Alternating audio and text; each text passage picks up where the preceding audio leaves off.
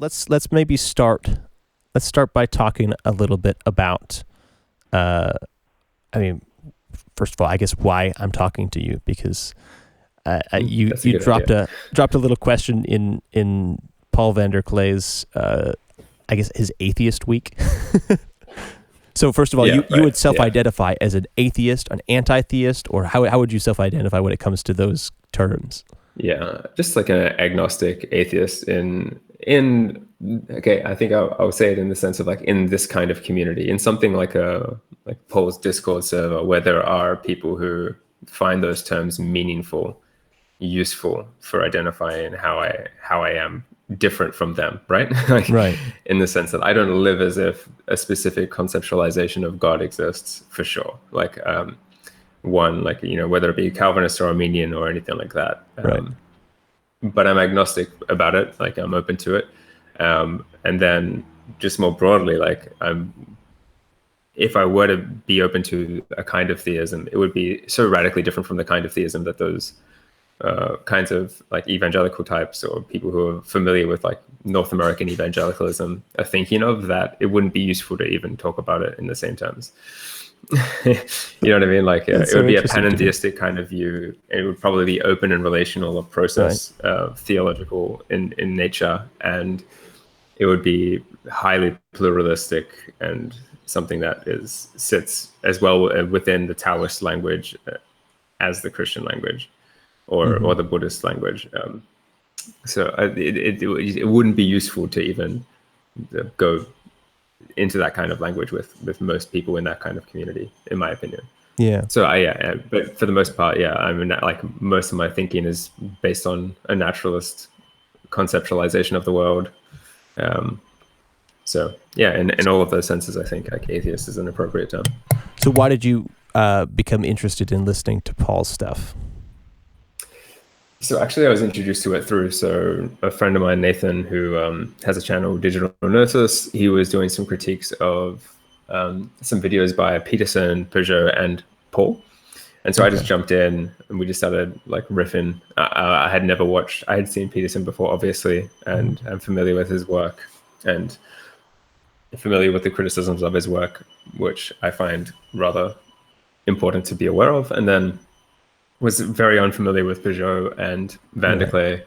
And Peugeot I found like a little bit less useful. And Vanderklay, most of the criticisms were just a kind of like not using, that there wasn't a lot of specific language that made sense of things easier. You know, it was a lot of kind of word salad is the way that a lot of people talk about it. So but I did sense from Paul like a real genuine sincerity and like that real pastoral energy, if you can talk about it like that, which he for sure has that. Genuine and that like seeking of truth and like trying to ask the big questions, which I think is always interesting to me. It's always been interesting to me, and anyone who's doing that and sincere is interesting to me. So and that's why I was like, okay, I'm I'd be interested in jumping into this Discord server and checking it out, what's going on there, and had a conversation. Yeah, like I said, had the Q&A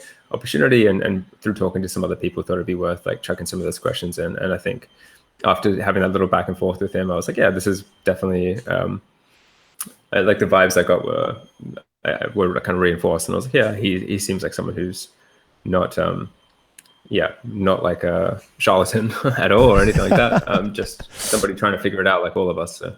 So can I get you to kind of rewind a little further back and maybe explain a bit of your story just with interaction with religion or religious communities in the first place?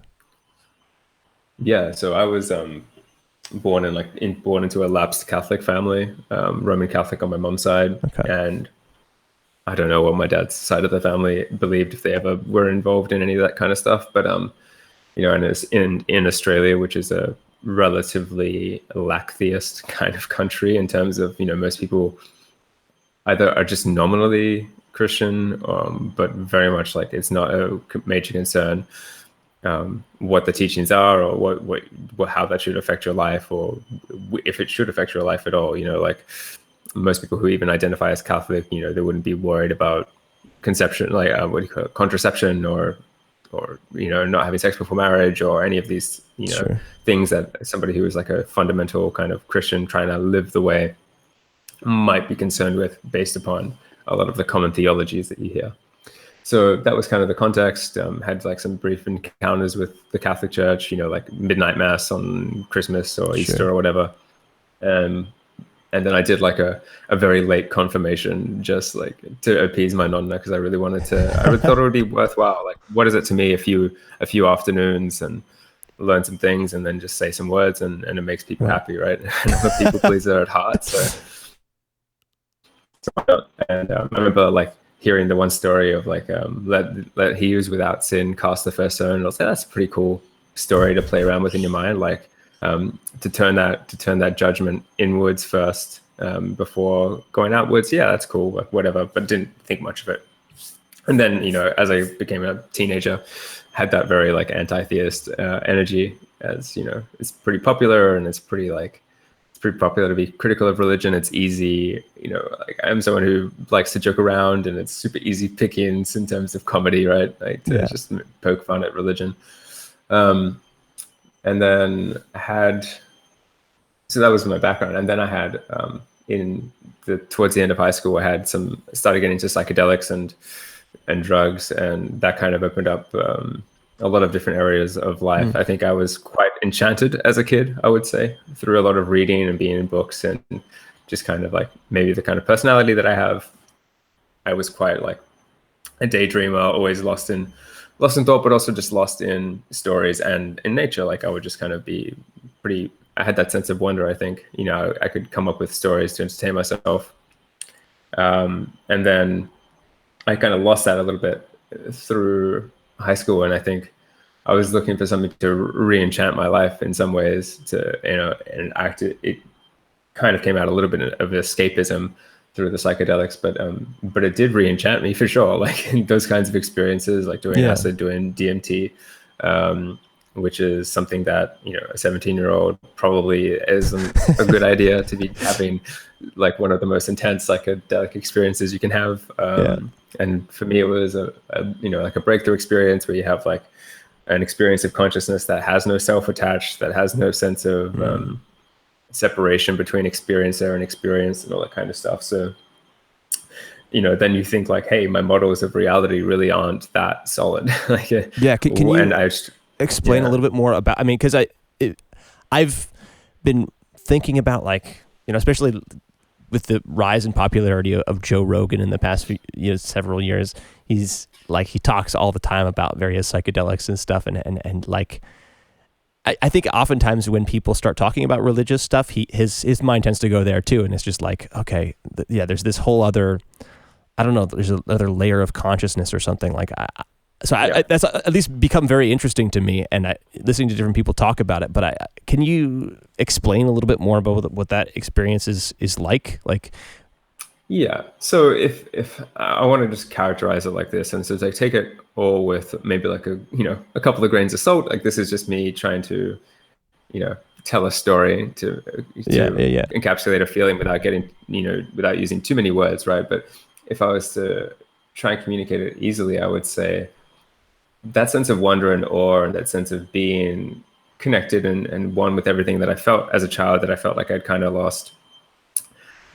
Having those experiences, like being on acid and especially DMT, but even acid is like just having that like 12 hours of almost like of this altered state of consciousness where you feel like, for me, it just felt reconnecting with that part of myself that says, no, this isn't actually separate from you, and yes, this is an amazing place that you are not separate from.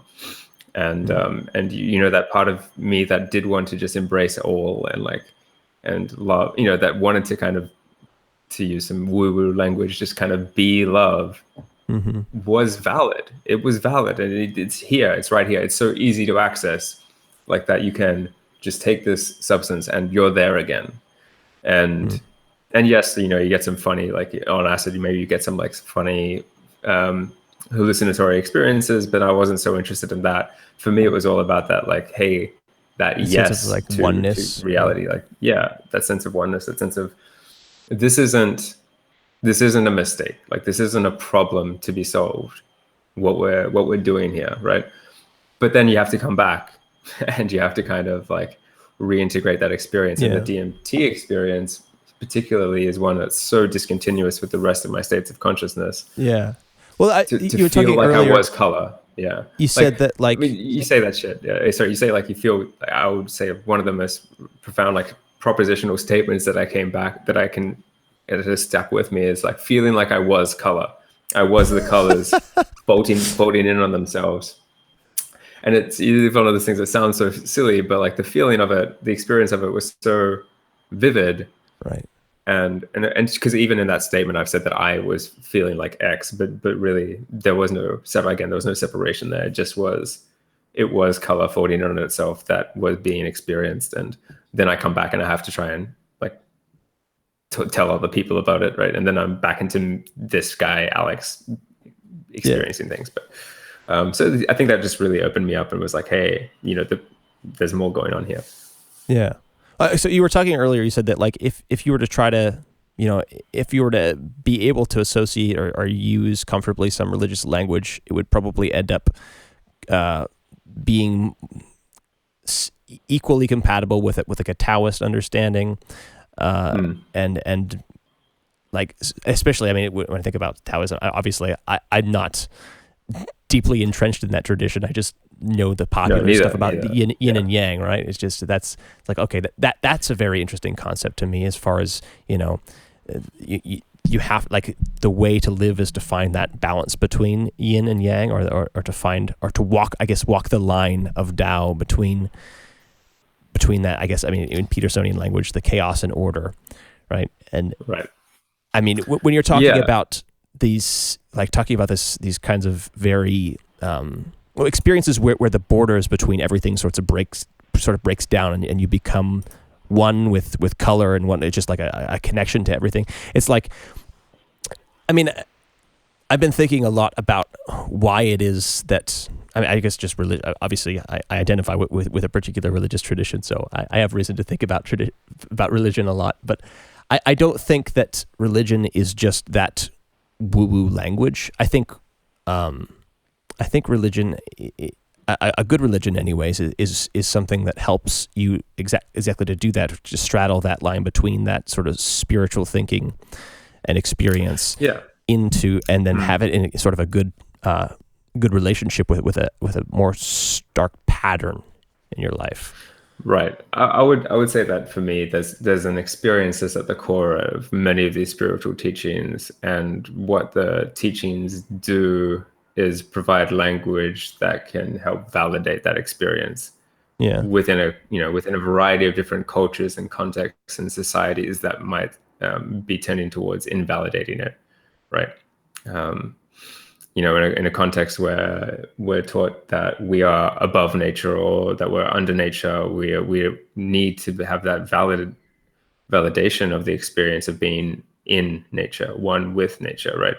Because there's so many ways in which we're pulled in different directions to not do that, and to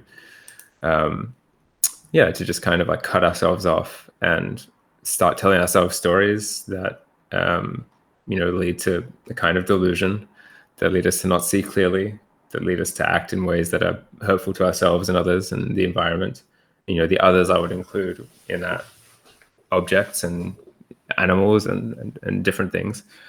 And when we do that, we cause damage to ourselves too, because we aren't separate from those things that we consider other. Like, if I treat disparagingly this apartment that I live in, then eventually the apartment will take revenge on me by making me miserable, because I'm like, shit, this place sucks. Like, it's dirty and it doesn't smell nice, and like it causes me pain, like in some real sense, right? Well, I mean, an idea I've been like thinking about, and a question I've been wondering about lately is there any, like, so you're saying obviously we're not separate in every possible way from the other things that exist around us. There's a sense in which we're all part of the same process. And I mean, I've been wondering, are there any things, are there any words that describe things that aren't just metaphors for the things? And obviously that sounds like a dumb question unless you're engaging it from a particular angle. This is where I think it's helpful to kind of jump in between some different mythical universes, if you want to use that term, of like, okay, but when we're talking about getting some shit done, right? It's very useful to just say that the rock is the rock, right? I don't need to think about necessarily that the rock is, in terms of how it's related to me exactly, right?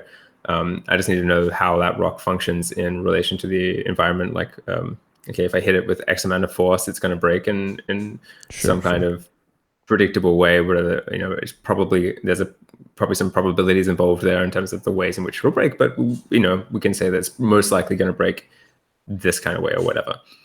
That's fine, but then I think that is, at some level, you still need to keep in mind that rock is, like saying the rock is really like a metaphor for a bunch of a society of atoms that are that are working together, and those are vibrations, and like the atoms. Yeah, even calling them atoms is a metaphor for the exactly. As you keep going down, this is the point, right? This is the point that Whitehead makes, like that a lot of the philosophy that we've done, and a lot of the like systems that we've built up over the course of history are based on a metaphysic that is completely out of date on the observations that we actually make in reality. So at one time we looked at the rock and we said that the rock is a thing that exists over time and has the qualities that it has. And this is where I think we should try to split some things apart, because I think, I mean, the difference between things is how you interact with them, not these sort of actual, maybe very clear, infinite physical borders that separate them from everything else. It's just like something becomes a different. I mean, and this is sort of the view of like phenomenon, like the phenomenological view. So like Heidegger's view, which, I mean, I haven't read any Heidegger, but I've heard people talk about Heidegger. So I just like saying Heidegger, because you could say Heideggerian, and that's a great word. It is a great word. But when it comes to phenomenology and that perspective on the world, and seeing things not as sort of objects that are made up of little bits, like little bits of atoms, I don't think that is really the perspective of most religions. I think that's a pretty modern kind of Western perspective, because as far as like when it comes to even looking at the Christian creation story, it's like that's not a story about objective reality. It's a story about the phenomenological perspective of a human on the earth, and seeing that the earth is, I mean, even, I guess, talking about flat earth, it's like the earth is flat to the observer. It's not round unless you're doing something different with it. Like, so for all the intents and purposes of an ancient person, or even for most modern people who aren't scientists, the earth is flat, right? Right. So this is where like the pushback comes pretty much from like someone like myself, right? Where we can talk about that. Like, maybe it seemed flat to them, but in a very real sense, they were on a spherical world, right? Like, we know that they were living on the same spherical planet that we were. Correct. But the planet isn't meaningfully spherical unless you're doing certain sorts of science. It is meaningfully spherical, because if you sail in a certain direction, right, but you will end up back at the same spot. And so, like, eventually, so in terms of meaningfully spherical, you can talk about the fact that they had this perspective, but that perspective was wrong, right? That perspective wasn't the accurate depiction of the actual world we live in as we know it, right? And as they would have known it if they had access to the information that we have. Right, so it becomes a different world when you can do different things with it. So, like, it's meaningfully spherical to us because we have the amount of resources to potentially travel around the entire thing. But to ancient peoples, that was so far out of reach that, like, okay, it's not meaningfully spherical because nobody in their lifetime is going to go around the whole thing. Yeah, but just because it wasn't meaningfully spherical to them, it doesn't mean that it wasn't spherical, right? It's not true that it was flat.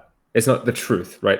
In terms of like how most people use the truth, how most people today use the truth, which is how You're not talking to an ancient person, Right. and Well, you're not an ancient person. most people today, when people say that it's true, they mean how we think of truth, typically in a day-to-day environment. But I mean, in a day-to-day environment, we aren't thinking, we're not really doing science most of the day.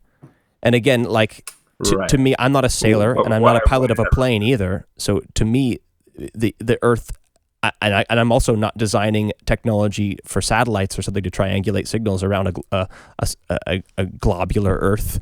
Like to me, my Earth, my reality is that the Earth is flat. Right? But it's not though. But like if you look over a hill, if you look out at the ocean, you see the sun descending over what you know is a globular Earth. Like you never get to separate yourself from these. I don't know. For me, how I've experienced my life is I don't get to forget things that I've learned that are fundamental about how the world works, right? So if the classic example, I know that fire is hot. I never get to forget that and be like, well, it doesn't seem hot to me because I'm far enough away from it, right? Like, and so now to me, fire isn't hot. Like, no, I know that if I get close enough to it, I will be burned, right? And that is the nature of fire, and that is the reality I live in. In the same sense, I never get to forget that the sun is actually rotating. That we're not in a situation where the sun rotates around the Earth, but we actually rotate around the sun, right? Like, I never get to forget that I'm on a planet in a universe. I never get to forget that and pretend like, well, because I walk around on flat land for the most part, I know that this Earth isn't all that there is, and I never get to forget that. Even if I'm not consciously thinking about it, it's part of my unconscious processes. I'm constantly prehending that. I'm constantly having that in the back of my mind when I start to especially when I start to reflect. When I start to reflect, immediately I have to go, okay, I know that these things about reality. Otherwise, the reflection would be meaningless and not valuable and wouldn't help me further my thinking in a way that's accurate to the reality that I exist in. It would just be like, it would basically be a daydream or a fantasy, which has its purposes for like creating like stories, but it doesn't have a purpose for like helping me understand my world, which is really important if I want to get some shit done. So I think I'm following what you're saying, but I don't. It seems like there's a disconnect though between what we're talking about before, and maybe obviously it's not disconnecting for you, but like for me when we talk about how like if every statement about the universe is in a way sort of metaphorical, right? It has only to do with what the most useful way of the statements. So the statements have to do with the most useful way of thinking about that thing. Or thinking about it as a particular entity with a particular shape and with particular borders and particular uses. Right. It has to do with how you would use it, right? Yeah, but like in terms of that, it's again the most useful one is the one that's most accurate, right? The one that's most accurate to the reality that I find myself. I think those are sort of reciprocal. I think you could flip them because I think probably the most accurate one is the most useful one. Right. Yeah. So again, like this is where like you need to like, for me, I feel like we always need to be really conscious of the philosophy of language, or just like how useful words could actually be to communicate our meanings and stuff like that, right? Because most of the time, like when I say that things are a metaphor, like I'm not saying that everything is a metaphor all the time.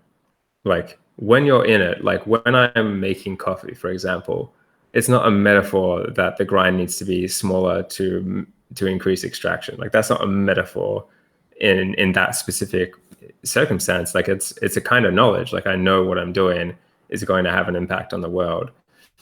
And so the functionality of this kind of speaking is something that I really question. Like how many of these conversations are really that useful in that sense, like when we kind of just keep going around in circles, is what I've noticed in the online discourse around this kind of stuff, right? Because you see people talking past each other because they're like, well, what is accurate is actually what's most useful is what's most accurate. But how do you define what's useful? Yeah. How do you define what's useful if because that always comes down to values.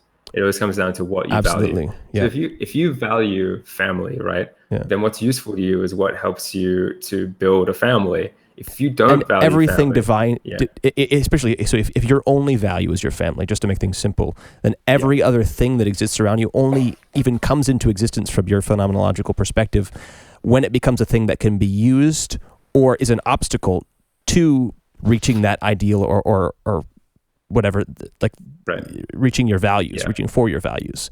It's not even a separate thing until it becomes something that either prevents you or is useful to you. Unless it relates to your values. Here's the thing, right. Here's the thing that I find interesting. I think a lot of the times the conversations about religion that I'm seeing in terms of like the Paul spaces and all that kind of stuff, I think in those terms, right? They're and the Peterson types, they're thinking like religion helps us get to like a better understanding of what's useful or all this kind of stuff. Where I think of religion in existential terms, similar to Pete Rollins, similar to like Kierkegaard, right? And at least Rollins' interpretation of Kierkegaard, or in terms of like the fact that what we're talking about there, right? So let's take the simple example that we've set up of the only thing that matters to you is your family. Is that existentially what that means is that you think that there's a thing that you need to get to be better or to be okay, right? Like if I get the family, if I set that up and I fix it and I make it right, then I'm going to be better or I'm going to be happy. I'm going to have the thing. And I don't think that's helpful all the time. And I think a lot of the time the spiritual practices and teachings are about getting out of that kind of thinking, about getting away from that and being like, no, it's not about, there's never going to be a thing. If you're waiting for a thing to happen to allow you to stop paying attention to your reality in every moment, it's never going to happen. It's not going to be in the next doctrine. It's not going to be in the next book. It's not going to be in the next prophet, right? There's never going to be a time you get to get out of this situation that you're in, which is you were thrust into existence without choosing to, and now you're just learning and experiencing, and that is a state of affairs, and that happens within time, and it happens within this human organism that you find yourself in, or that you find yourself that you are, which is intimately, like I said, tied up with the environment.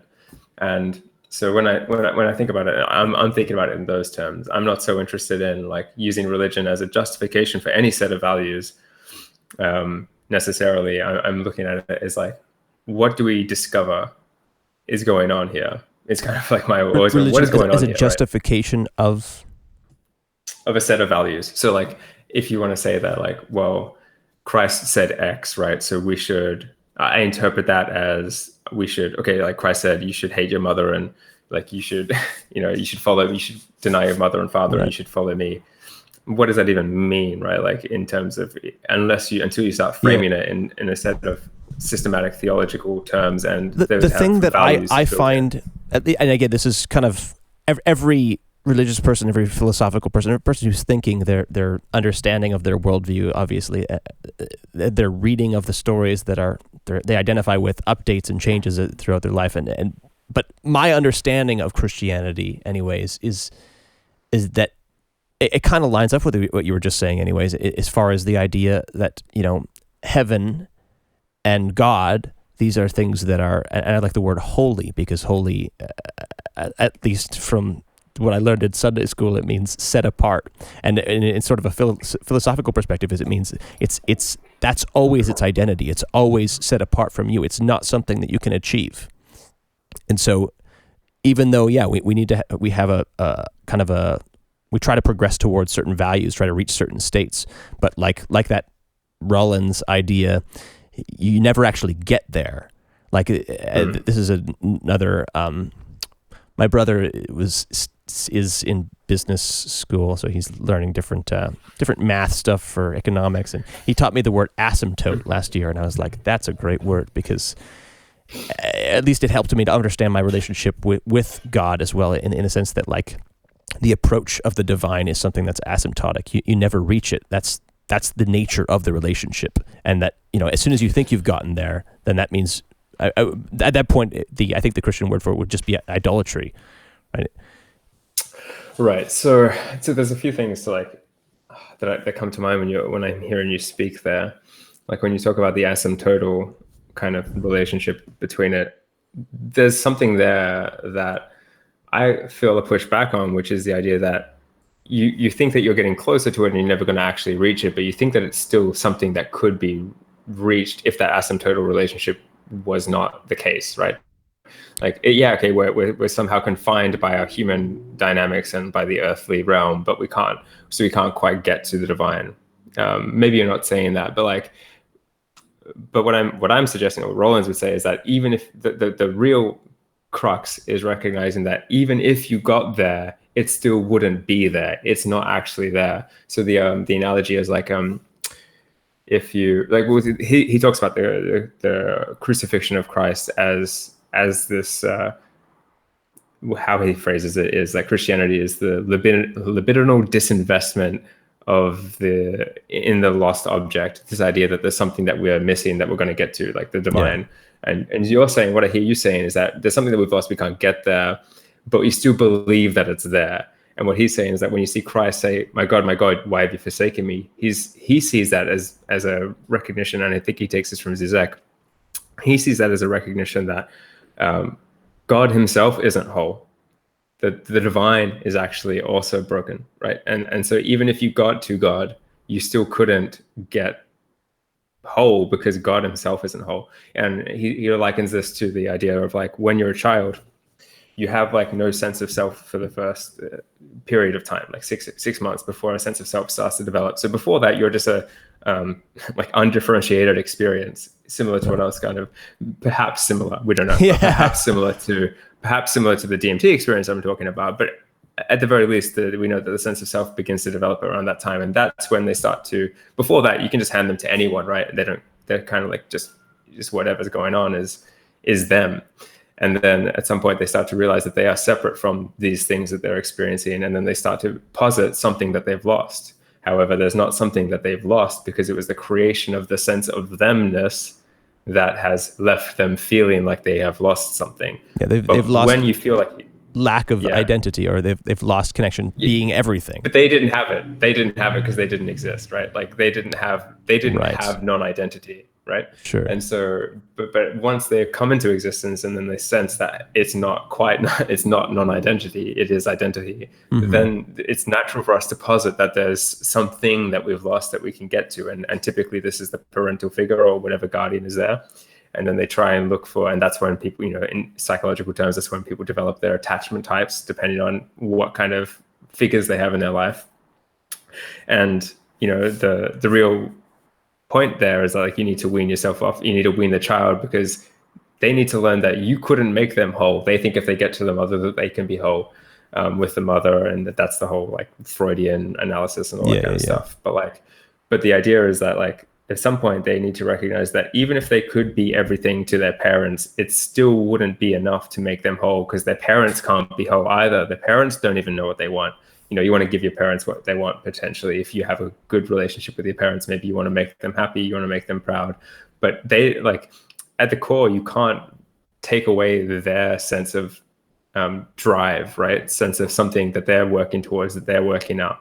That's something that's unfolding in them that they can't quite get to, and they will never be whole with. So when it comes to the Christ image there, it's like you need, this is why he does like atheism for Lent. It's like you need to lose faith. You need to lose hope that there's ever a chance of getting to that thing. And Bushi Yamato Damashi, who is a Zen Buddhist teacher who used to be a pastor in North Carolina, super interesting person. If you want to listen to some of his stuff, I think it's some of the most fascinating work. He has something called Bodhi Christo, like the awakened Christ, where he's someone who's been a Zen Buddhist for a long time, but he still has some sort of association with the Christ stories and narratives. But he talks about like the practice of going in allows you to see the things that this is the case, right? Like to see within yourself that actually explore what yourself is, so that you can even get to the point of acting in the world without messing it up, to see things clearly. And for him, he talks about like sitting with yourself and recognizing and stopping this feeling that God could provide something for you, that like, you know, if you want more peace, if you want more compassion, if you want more, you know, something else in the world, if you want more joy, that this is something that you should expect God to bring to you rather than seeing it as something homegrown. You know, you need to like be willing to, his a phrase that I love of his, which is you need to be daring and willing to breathe the air as it is without any reliance or even the presupposition that you tell yourself every morning that there is this God who could do something for you. And I think that is something that, regardless of where you end up in your faith walk or wherever you end up on these religious, like, you know, battlegrounds or like, you know, divides or whatever, like if you want to call them that, or just like wherever you end up on the map, right, of this religious spectrum, I think it is helpful to sit at least for some time with yourself and be like, there is nothing else here going on that's going to fix this for me. Right. There's no one there. There's no God. There's no Jesus. There's nothing there's no spirit that's going to guide me. I just have to sit with reality and breathe the air as it is. And then, you know what, if you find the Holy Spirit as a useful metaphor for how you find guidance and moving through the world, like go for it.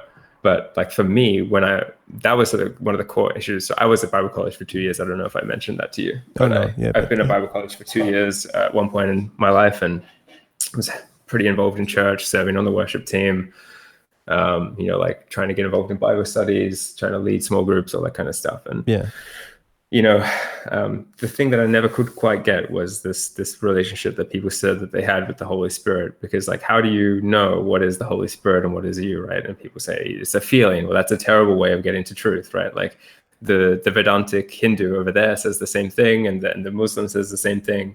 And so who is right here, right? And this idea of causing people to doubt themselves, their own voice, their own, like, you know, not really teaching them, you know, don't trust yourself, like the heart is wicked, deceitful above all things. Right, And then at the same time telling them to trust their intuitions about which things they ought or ought not do is super contradictory, right? Like, you know what I mean? Like, you can't have it both ways. And so I think that, you know, having a practice of just meditation and recognizing I'm just sitting with myself, and that, again, there's no ego to nurture, there's no one else around, do it in isolation, do it by yourself.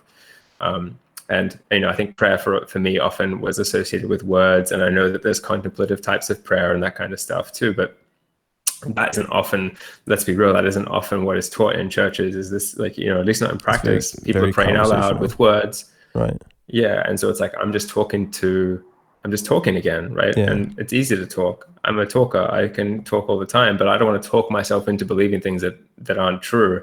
I don't want to talk. I don't want to have to try and pretend like I'm hearing things that I'm not hearing. So that was a long rant, but I just think like maybe that gives you a bit of an overview of where I've ended up, where I'm at. Like, yeah. I mean, well, first of all, thanks for catching me up, and thanks for sharing that with me. But I think my relationship with God as a person or as an idea, it's there's a lot of what you said that actually that plugs in pretty well. It's just that for some reason it still seems very meaningful to me to identify with this community and identify as a Christian, because I mean, when I say I believe in God, I guess it comes down to your philosophy of truth and things like that. And so, I mean, when it comes to describing reality as a place, especially as a place to act, it's like, okay, I believe that God exists only because that seems to be a useful idea, and that I don't know why else to believe anything other than that it's useful. Like I don't feel like I have a direct hotline to truth on anything. right. So there's a level of sort of not quite arbitrariness, but like there's a level of feeling sort of powerless to have, you know, direct access to truth in any regard. So it's like, to the extent that I believe anything, it's sort of a weighted bet, you know. Yeah, right. I think for most people, though, like they think about other things that they are more certain of, right? Like that if I drop this coaster, it's going to go downwards, right? And they're like, I believe that that's the case more so than I believe that there is. And like the reason I think a lot of people push back on it, and that I would too, is just because you don't know. And I think this is like, as much as I dislike a lot of what Peterson pushes outside of like just vague like truities and just, you know, some self-help stuff, which I think can be useful to people. The idea that like I can get what he means when he says, like, when people ask him if he believes in God, and he's like, well, what do you mean by God, right? Like everyone knows that there are certain things that that are in other people's minds that are associated with that word. And like there's if you've ever listened, a lot of my actual thinking about religion on a personal level was done through just listening to music and reflecting on different songs, right? And like Me Without You is a band that I listen to a lot. I'm familiar with them a little bit. Yeah, so Me Without You, Thrice, and I'm trying to think of some other ones that are of that. So even like someone like Cloud Cult as well. So these bands were like, I would listen to them and then I'd reflect on their reflections, right? And one of them that came to mind was Me Without You has a song, and the line is, this is not the first time that God has died. This is not the first time that capitalized three-lettered sound has died. And this is like these ideas of just like playing with that kind of stuff, or like you know, I was just listening to I like the thing you brought up earlier about Pete Rollins' suggestion to become an atheist for Lent, because that's in my kind of reprocessing of that story, I really find a lot of the same meaning in it. I look and I see, you know, the whole story of the Passion is about, I mean, especially from the perspective of the disciples, it's about their God dying, right? Especially their expectations and conceptions of what a God is and who the Christ was. It's like that whole story is about them having to totally enter into a place of utter doubt and basically just non-belief, because they were wrong. They didn't know who God was, or they didn't know what God was. And so I think that's a really important part of being a Christian, is to be an atheist at least once a year. And I think it's manageable, right? Like you can see that there's an end to it. Like if you really need this belief, and it makes you really anxious to not have it, you know, it's only 40 days. Just keep it 40 days, right? Like 40 days and 40 nights in the desert, you can do 40 days and 40 nights without this belief as a crutch, right? And then you can actually say here's the thing, you can say with sincerity and integrity that you don't use this as a crutch. Not, I don't use this as a crutch, and you don't actually know. You don't actually know. You haven't actually experienced life without it, right?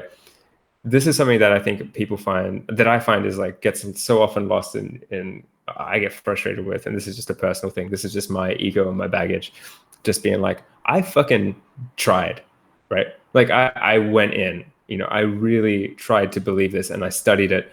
And I did all the theological work. Like I started to try to deal with the issues of like Calvinism versus Arminianism. How does free will come into this? How does determinism come into this? How does the Holy Spirit function? How does salvation work? How do we do exegesis? How do we not do eisegesis? How do we actually acknowledge where these texts came from? How do we actually try and do our best to understand the groups of people who produce these texts? All that kind of stuff. And I still just ended up being like, I can't. My understandings of this are so different from the majority of people that I don't find it useful to identify with this anymore. And then also on the other side of things, like I really have tried to understand, like, you know, myself, like in terms of what am I, who am I? Like, is there anything that I can say with certainty that I am that isn't going to change drastically over time? Like, other than just awareness or conscious experience, like, and what is it? Like, can I say that the self exists, or what if the self doesn't exist? How does that really play out? And I've tried to spend some time with these things, and you know, I have tried, like, and I do regularly meditate on those kinds of things too, and like to, you know, to try and rely on God and to try and not rely on God are things that I've tried to work through. And when people kind of say that, like, oh, I don't use this as a crutch, I don't need this, I'm super cynical and skeptical of those statements until I have evidence that you've actually done something. Like, I wouldn't say that I'm one of those people. I would freely admit that it's a crutch. Yeah, amazing. And that's great. This is what a lot of people want in these conversations, is just the honesty and sincerity to be like, yeah, I use this as a crutch and I don't know, maybe I should try and figure out a way to not do that. In the same way with like any human relationship or a job, you should be like, well, like maybe I'm maybe I'm staying in this job because it's comfortable, and I'm scared of actually trying to better myself, right? Okay, cool. Like, doesn't mean that you have to quit that job straight away, but maybe you can start making a plan to lessen your reliance on this thing. So we need to say, I figure out what we mean by crutch, I guess, then too. Just because like something that, I think you're kind of bringing up the topic of codependence, or maybe unhealthy codependence, because I think that word is something that's kind of come up in different self-help circles as sort of an intrinsically negative thing. But codependence is the way machines work. Codependence is the way that family works. Codependence is the way that society works. Any relationship works through codependence. It's just... So I think... I just want to I think a helpful distinction that I am someone who struggles with codependence as an actual problem, and versus interdependence, right? Which is something which I think is the natural state of being and the state of affairs, and something we have to accept and work with and move with. So interdependence versus codependence, and I would characterize codependence with that unhealthy ability to differentiate and to kind of have that sense of self, have that sense of self being not completely reliant on another person or another thing, right? Versus interdependence, where you can recognize, well, interdependence to me speaks to a multi-directional thing, right? Codependence speaks to a one-to-one relationship would be how I would characterize it. Because the word itself, I think I see what you're saying, as far as codependence is just basically an abusive relationship, but that to me that doesn't seem to link up with just the word itself. So the actual language there. So I'm someone who would believe in something like codependent origination, which is that all things arise mutually together, right? So the actual meaning of the word codependence in that sense, in a technical sense, and this is where we just need to be conscious of how useful words can be at all, because yes, I think that is typically, you're right. Codependence doesn't necessarily always mean that, but in the context of codependence as a psychological condition that people are talking about nowadays and what they mean, I think that's where the miscommunication happens, right? Because they're thinking of a toxic relationship to a thing or a person, similar to addiction. It's just toxic codependence. I would prefer for a little descriptive word before codependence, because the word is just when it becomes talked about primarily as sort of a disorder or as a toxic relationship, it makes, I don't know, I feel like it. I mean, any language can kind of fuzzy a conversation, but I think it's about various levels of identity. Well, I was going to say, I think that is a myth of independence that we should first address if we're going to even talk about codependence. Is this myth that we are at all purely independent? The idea that I could somehow, yes, you can live off the grid, but then you'll still be dependent on a whole bunch of things, right? You'd be dependent on the environment and your ability to, on the earth. You'd be dependent on the fact that nobody else is going to come and mess up your current environment and all this kind of stuff. You would be dependent on the former ideas of other ways of living and the way that other people live. And you might say that that's I could hear the criticism of somebody in my head being well, that's not really dependence. You're still pretty independent. I'm you're definitely more independent. It's a spectrum, but you're never truly independent. You're never truly independent you're always having some relationship to something else. Right. Either way, and to the extent that you have a relationship with something else, you have an identity associated with that thing. Yeah. Cops produce hippies produce cops. You only know that you're a square, or that you only know that you're not a square, that you're not a yuppie, that you're not someone in a suit and tie, because there's people with suits and ties, right? And so you're dependent upon them for your identity. If you didn't have the fundamentalists, then you wouldn't have you. You wouldn't have if you didn't have the atheist, then you wouldn't have the religious. You wouldn't have any way to differentiate. Although those are sort of things that are they're related in a way of let's see, comparison or negation or something like that. Yeah. But I mean, to the extent that I was saying, you have a relationship with something. So you're defined by the things that make you different, but you're also defined by the ways that you sort of are part of something greater, in the sense that the Christian idea of my wife and I being one, because there's a family that we're both part of, and that family isn't either one of us, it's both of us. I think I push back on that idea typically just because I think that there needs to be a healthy sense of differentiation even when you are in a relationship. And I think the way that I Well, prefer no, to sorry. talk about I'm it not is trying the to say way that neither of us Yeah. exist as individuals. I'm saying that we have different layers of identity. As like I identify with myself, and then I also identify as my family, as in my family connected to my parents and my siblings. Right. That's an entity that exists, and I'm sort of part of it. But it's not even that I'm part of it. It's like I am that thing in combination with those other people. I prefer to think of like in terms of Ram Dass. He always quotes this poem, like that there is a third thing that the couple creates. A man and a woman sit on a couch is how it begins. I'm trying to think about it now. I'll read it to you really quickly because I think this is how I like to think about it, and I think it does have some parallels with exactly what you were what you were saying, just in different language. So it's by Robert Bly, and it's a man and a woman sit near each other, and they do not long at this moment to be older or younger, nor born in any other nation or time or place. They are content to be where they are, talking or not talking. Their breaths together feed someone whom we do not know. The man sees the way his fingers move. He sees her hands close around a book she hands to him. They obey a third body that they share in common. They have made a promise to love that body. Age may come, parting may come, death will come. A man and a woman sit near each other. As they breathe, they feed someone we do not know, someone we know of, whom we have never seen. So I think that does have like some parallels with the kind of language that you were using too. The way I was hearing you talk about you're a part of this thing, but it's not like you participate in it, but you don't. Yeah. It may be, and I'm not sure how strong this stands, but I think it might be comparable to the kind of evolutionary biology concept of shared fate. It's like it's a thing that, you know, it's trying to do something. My family is trying to do something, and it's not specifically what I'm trying to do, but I'm sort of part of it on some level, right? And there's to some other greater extent, I'm part of a country, and that country is trying to do something, and I'm part of that to some extent. Or it's not even that I'm part of. Saying part it still breaks it apart into its own thing again. It's like that.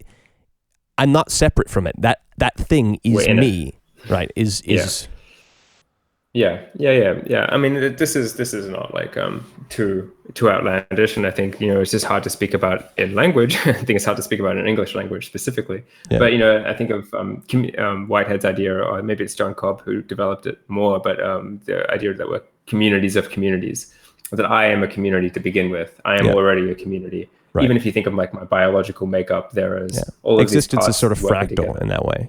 Yeah, and then and what's best for my community, the community of this body, is also what is, you know, it can't be what is. It's not a zero-sum game where what's best for this community of me needs to take away from others. And I think the extension of that boundary to be like, what's best for my community is what's best for the other communities too, is something that, and pushing that that circle larger and larger is something that is a noble kind of goal that I think a lot of people are moving towards in various religious traditions and social movements and stuff like that, to be like, no, I can't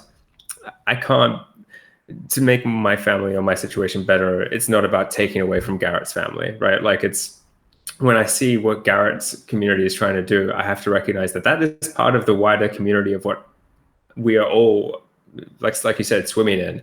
It's not that these are actually broken apart. That's why I say like the myth of independence, or the myth of separation. It's right. Like, well, so identity or things being particular objects, those are all sort of myths or metaphors, right? Existence, you know, individuality, particularity. This is non-dual. Yeah, this is non-duality. This is like the idea that I kind of like to play around with a lot. It's non-dual thought. Right. And the point is just that it both is and isn't that. It's like, okay, for anything to be a thing and for it to do anything, it functionally becomes a separate thing. But it's like, you could also think about everything being everything. Right. Right. And so I think when people start to hear this language, one, there's two things that happen. Two, they go like, but what about the law of non-contradiction in philosophy and like all that kind of stuff? Which I don't give a fuck about your laws of philosophy. That's fun when you're playing it. I'm not writing a philosophy paper right now. My life isn't a philosophy paper. The only purpose of philosophy is to help me re-engage with reality in a more vivid and valid way. That's for me. That's how I use philosophy. If it's not doing that, it's the paralysis of analysis, which is another term that I steal from Bushy. It's just, what are we doing here? Like, I know everyone can speak for themselves, but I'm not here to sit in a room and watch my life deteriorate because I spent too much time getting caught in this paralysis, right? So so that's what I think about when people kind of go, oh, but what about the law of non-contradiction? Okay, cool. Go and do your papers. The other part of it is like, but so I guess well, yeah, I want to get to something because I'm thinking. So yes, there's no sort of objective things or objective ideas, and that's sort of, we just kind of arrived at postmodernism to some extent. Which, I mean, within the Christian perspective, I think of as just sort of that's what humility is. It's just that there's no end understanding of things. Our relationship with God, our relationship with sin, our relationship with reality is all. It all maybe can approach something, but it's like reality isn't something that's ever finally described. And like you're saying, there's literally no point where it's finally described, because there's always a level of sort of mystery or reinvention, or how things can be phrased or be something different to some other context, some other set of values, right? A value sort of is what implies an object, and above humans too. Like, and this is where I kind of step outside of the Christian story, because I go like, I think that God is open. Like, if there is a God, that if we want to talk in those terms, that God is going to be open and relational and like, again, like in that process theology kind of thing, where the future isn't determined and we can just fail. Like, we can just mess this up by virtue of our poor decisions, and there's no place that's better than this that's going to eventuate outside of God's ability to do it through us. In that sense, like, if we mess up the climate, there is no second chance. That is it for us. God can do fucking anything, right? Like with another species down the line, but for us, it's done. And so, and by virtue of the fact of us not treating properly a place as holy as this earth, a place as sacred as this earth, right? The idea that something is more sacred than this earth is something that I would reject, because that leads to people going like, well, I'm not really interested in thinking about our position in the climate or our position in the environment, because, we've been given stewardship over it, but actually it's not that important, because God, it is more about getting souls to heaven. Fuck you. It's not about that. There's no guarantee of that. If I love the Sadhguru. I mean, I don't know much about him. He could be a garbage person in a bunch of different ways. I'm not sure, but he did have one clip that I saw, which I appreciated, which was, he's like, if you're so sure that there's a place better than this, then why don't you go? Why don't you go now? If you're so sure that there's a place better than this that you can get to, and that he talks about how it's a crime that we've told people that there's a place better than this, and he's like, what proof do you have that you're not already in heaven and you're messing it up? Right. Like, well, I mean, okay. I want to backtrack a little bit too, because we originally got onto the kind of the Crutch thing, and we sprung off from there talking about dependence. And I said, I freely admit that I view God as sort of a crutch. I strive to not have a toxic dependence on that crutch, but I recognize I kind of would consider myself a legless person, or at least maybe I've only got one leg. But it's like I need to have a story, and I need to have values in order to act in reality. And the best story I've found is the one about God. Cool. I mean, like, and I would just say that I think there's a lot of better stories. Like, personally, I think that there are other ones that I appreciate more, that give me more pause, give me more like stuff to chew on personally, and that's fine. But like, I love that when you're recognizing that, you can say like, this is me. Like, I'm the legless man. I'm, I need this, and that's okay. And I think that leads to my other point that I was going to make about this whole this idea of the usefulness of language. And I was saying like, okay, well, if you want to go into the laws of non-contradiction, screw that. And I was going to make a second point. The second point was that a lot of times people hear about non-dual thought, or they start playing with this idea, and then they think, I can just stop being me. Like, I can just stop being the legless man, and I can just, because it's all one, right? Like, you and I are all part of the same stuff. So just like, I'm going to go and then you find them. This is what Alan Watts says. And then you find them years later, and they're living in a dump in some fucking share house, and and they don't know their postcode. And that's that's a Rum Dust joke where he says like, learn your zip code, like learn how to cook something, go to get a job, like do something. It's this idea that like, should I not resist then? Should I not like ever criticize things or protest? Because if you and me are one, why should I disagree with you? And it's like, you've not recognized that part of this whole dance is me disagreeing with you. Right. And like, so distinction is part of what, I mean, even again, so we can think about things as everything being one, but as soon as we want to get past that and get into a world where we can act, then we start distinguishing things from each other because we have values and we're trying to get somewhere. And so, yeah, and just but recognizing doing that as a dance is different than doing that as like, this is super serious, and if I don't win, then the world is going to end. So then that's what's going to probably cause the world to end, is this idea that I can't stand having, like, this is a joke from Dylan Moran that like, war isn't conflict, war is the inability to have conflict. Yeah. Like if you can't handle having them that's exist, a great quote. You can't handle having that distinction. Yeah. And so it's doing it as a dance is a totally different thing, to be like, okay, I'm gonna, and you really do need to sit with yourself and see yourself clearly to really appreciate that, like a dance, that you're not stepping on somebody else's toes when you could be doing it more gracefully, and that there is some, and I think the spaces that, a dance might fall short in that, well, maybe not. Depends on how you feel about dance. It's just that if dance is still aiming, dance is still aiming at telling a certain story or doing a certain set of motions, there's still something to be aimed at there. It's just that you're not. It's just more about temperament, or more about how charitably you're treating people in the pursuit of your goals. Yeah. Really depends on how you feel about dance and like what your perspective on it is. But I think the typical reason people use dance or music as metaphors for this is because they say like, the point of a song isn't to get to the end of the song as quickly as possible. If that were the case, the best would be people who played the fastest. And the point of a dance isn't to get to a certain point in the room because you could get there faster, right? Like there are different ways to get to a certain point in the room. It's just about similarly, the point of a story, or even the point of a video game, isn't to beat it as fast as possible, because you can make video games that people beat by pressing a button, and people know that that's not even a real game.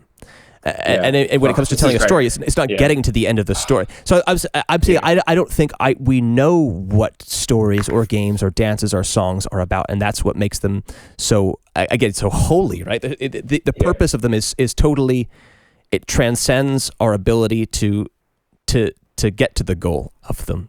Yeah, and and then that sense, if reality isn't enough for you, you have no hope. There's nothing left. There's nothing else to get to. This is what we're doing. And there's so many things that popped into my head when we were just talking there that I wanted to say. But one of them was this idea that you said, like, if you could just press a game where you win when you make a game where you win when you press a button.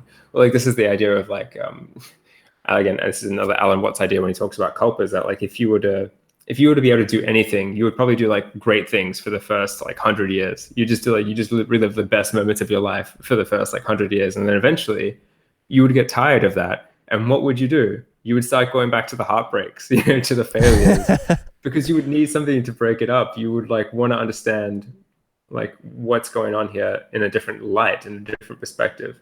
And and I think that's kind of how I feel about it. And the reason that, I would say that it's good to keep our minds open and attentive to a bunch of different stories is because we don't know exactly which dance we're dancing until we pay attention. My relationship with God is one where sometimes God almost acts somewhat. The thing that I love about having this category or this character of God is that it's something that as soon as I describe it, I'm wrong, and I know.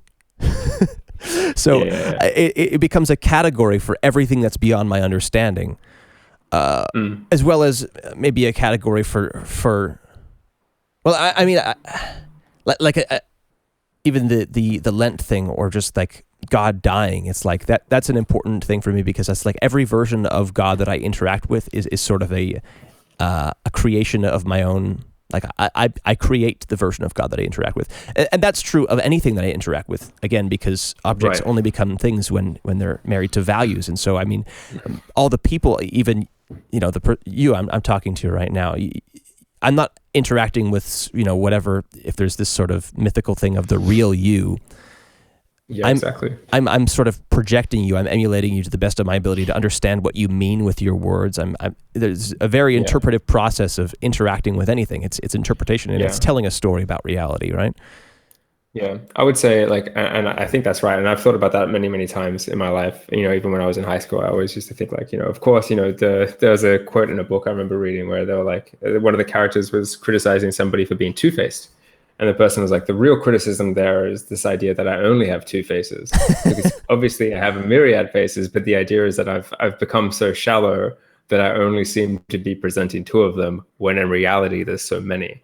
Right. And so we were criticizing people for being two-faced because they're too predictable. Like they've whittled themselves down to these two caricatures, right? And that's offensive to us because we're like, oh no, but you have so much more. I know you're different, Garrett, when you're with me than when you're with your wife, right? Like I know you're more than these two people that you keep presenting to everybody as if there's only the two of you. And I think like the other thing that comes to my mind, and I do need to go soon, but was like that the real me only exists. This is like a process philosophy stuff. So the actual entities in Whitehead's philosophy and in his metaphysics, they are a process of becoming. So they don't exist over time like societies do of actual entities. They can have some sort of inheritance over time, but the actual entities, they become and they die and they perish in each moment, right? So the real me, quote unquote, as I'm stating that phrase, is already gone by the time that I've said it, right? Once if you say I think that's just sort of assume that there are specific states in time, and that time is sort of has sort of a frame system, and you could point to a particular that's so kind of reading sort of a movie analogy into it. But it's like there are no particular moments in time either. Well, this is like an A theory of time. So this would be like an A theory of time with like time is sequential and sequential events. And so each event is different from the other in that sense. But like, and those are that's what really exists, is these sequential events. But like, for example, I was going to get to like cognito ergo sum, like I think therefore I am. By the time we've gotten to the end of the sentence, the I that was there when you started isn't anymore. Yeah. And so it's kind of like it's a very different mode of thinking about things, a mode of being, to recognize that everything changes. And that's like where I think is a nice place to like lead it up into why I kind of appreciate some of the Buddhist language, even though I wouldn't call myself a Buddhist because I don't practice any of the stuff. I'm not in a community. I don't like, it's just something that I have used some of their practices that I've been exposed to, and I've read some stuff, but I'm just like a naive Westerner, like learning the typical situation that most people have heard of 1,000 times. But like this idea that everything changes is something that I think is really helpful to, if you're going to have some aphorisms that you like, things that you tell yourself every day, that's probably a really helpful one, because everything changes. And I think, a flip side of that I tell myself is that there's never nothing happening. Like things are only changing in a variety of different ways. And so like that apple on my counter over here is only getting older, like it's only getting more ripe, right? And then it's gonna, there's never nothing happening, means that there's always something to pay attention to, or to learn, or to be doing, or to be in awe of, or to be in wonder of, or to be engaged with. And I think we get told all these stories, and like, I think this is just something that I read again in a book called 100 Years. We've had 100 years of psychotherapy and the world's getting worse. And one of the quotes that stuck with me was, in a culture where what is normal is a sick relationship, a sick combination between how much boredom you can stomach and how much denial you can defend. Like truly new ideas is normally couched in psychoses or neuroses. And so like, I think, if you've been like a very, maybe it's different in the States, but being like a very devout, like a really like hardcore born again Christian, people think you're crazy, right? When you're trying to take things seriously, or in that sense, or, even if you start talking about like process philosophy or like any of these things, if you really start to try and explore some creativity and novelty in your own thinking to get out of that state of like boredom and denying things, it really does rub people the wrong way, because they're like, no, you're not just, you got to accept reality and stay still. Like you got to stop changing so much. But yeah, anyway, I do need to leave soon, so I'll let you kind of finish up in any way that you would like. I got a couple more minutes, but Yeah, I mean, I don't want to hold you back from getting on with your day, but I guess I really appreciate you taking some time to chat with me, man. It's been really cool to hear from you. Yeah, thanks, man. I appreciate it. I thought you asked some super nice questions, and like, it's always good to talk to people who are coming from like different places to where I'm at, who are interested in this kind of stuff, because, it is a healthy. I think for me, it's a healthy thing to do, to vocalize this stuff and to process it out loud, and to chat, and hopefully it furthers both of our thinking in different ways. Is always my hope. Totally. Well, I know some of this stuff is going to stick with me, so I'm thankful for your time, and I'm thankful for sharing some good information. But yeah, maybe we'll follow this up someday and chat some more. I mean, I'm definitely going to keep up with you on Discord, but thanks for doing this. Yeah, man, for sure. Yeah, absolutely. All right, take care. All right. Well, that was interesting. If you enjoyed this conversation, feel free to subscribe, like the video. Any kind of engagement really helps out with algorithm stuff as far as I'm aware.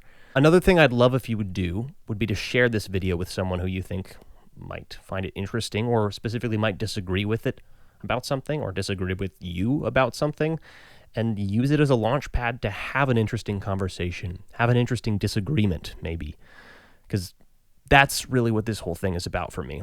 I think that having, honest disagreements is a really useful and meaningful thing to do. Anyways, thanks for watching. I'll see you next time.